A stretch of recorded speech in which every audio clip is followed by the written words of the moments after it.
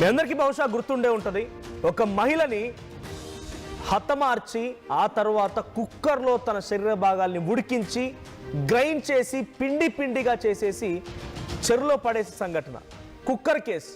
So మీర్పేట్కి సంబంధించిన cooker case గురించే ఒక అప్డేట్ ముందుకు వచ్చాను. సో మీర్పేట్ గురుమూర్తి తన భార్యని హతమార్చి, వెంకటమాధవిని హతమార్చి ఆ తర్వాత దాన్ని మిస్సింగ్ కేసుగా మార్చాలనుకున్నాడు. కానీ ఎంత ప్రయత్నించినా కూడా పోలీసులు ఆ కేసును చేరించారు. సో ఇక్కడ ఫోటోలో కనిపిస్తున్నటువంటి ఆ మహిళే గురుమూర్తి భార్య వెంకటమాధవి. సో పైన ఫోటోలో కనిపిస్తున్న వ్యక్తి గురుమూర్తి, ఇదే కుక్కర్ ఎగ్జాక్ట్గా. సో ఇటువంటి కుక్కర్లోనే గురుమూర్తి తన భార్యని తన భార్య హతమార్చి శరీర భాగాల్ని ముక్కలు ముక్కలుగా చేసేసి ఇదే కుక్కర్లో పెట్టి ఉడికించి ఆ తర్వాత పొడిగా చేసి చెరువులో పడేశాడు. సో పోలీసులు ఈ కేసుని విచారించడం మొదలుపెట్టారు. సో జనవరి 15వ తేదీన ఇంట్లోకి వెళ్ళేటువంటి సీసీటీవీ విజువల్స్ రికార్డ్ అయినటువంటి విషయాన్ని పోలీసులు గమనించారు. వెంకటమాధవి భర్తతో పాటు ఇంట్లోకి వెళ్ళింది. ఆ తర్వాత నుంచి బయటికి రాలేదు. ఆ బకెట్ పైనటువంటి చిన్న చిన్న టిష్యూస్, అంటే బకెట్లో ఏదైతే హీటర్ పెట్టి తన కాళ్ళని లేకపోతే తన శరీర భాగాల్ని వాటర్ హీటర్ వేసి ఉడికించాడో ఆ హీటర్ పెట్టిన దగ్గర కొన్ని టిష్యూస్ కనిపించాయట. ఆ తర్వాత కుక్కర్ని కూడా ఇన్వెస్టిగేషన్ కోసం తీసుకుంటే ఆ కుక్కర్లో కొన్ని టిష్యూస్ ఉన్నాయంట.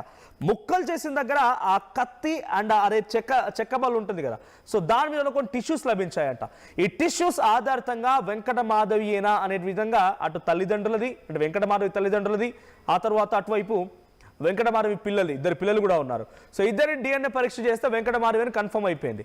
ఆ తర్వాత గురుమూర్తి పోలీసులకి ఛాలెంజ్ చేశాడు, నేనే చంపానని ప్రూవ్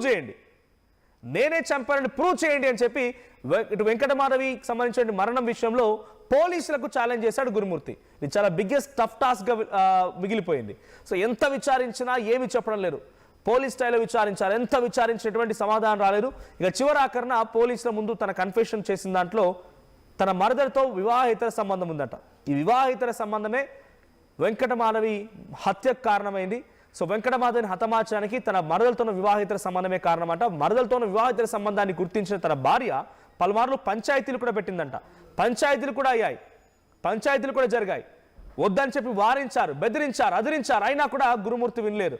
సో తన మరదలతో ఉన్నటువంటి వివాహేతర సంబంధమే ఇప్పుడు తన భార్య మరణానికి కారణమవడంతో పాటుగా పోలీసులు దాదాపుగా ఇక ఏడాది కావచ్చే సమయానికల్లా నిన్న పోలీసులు ఈ సైంటిఫికల్ ఇన్ఫర్మేషన్, ఈ గురుమూర్తే హతమార్చాడు, ఇదిగోండి ఆ సైంటిఫికల్ ఇన్ఫర్మేషన్ అని చెప్పి ఫారెన్సిక్ ల్యాబ్స్ నుంచి వచ్చిన రిపోర్ట్తో సహా కోర్టులో ప్రవేశపెట్టారంట.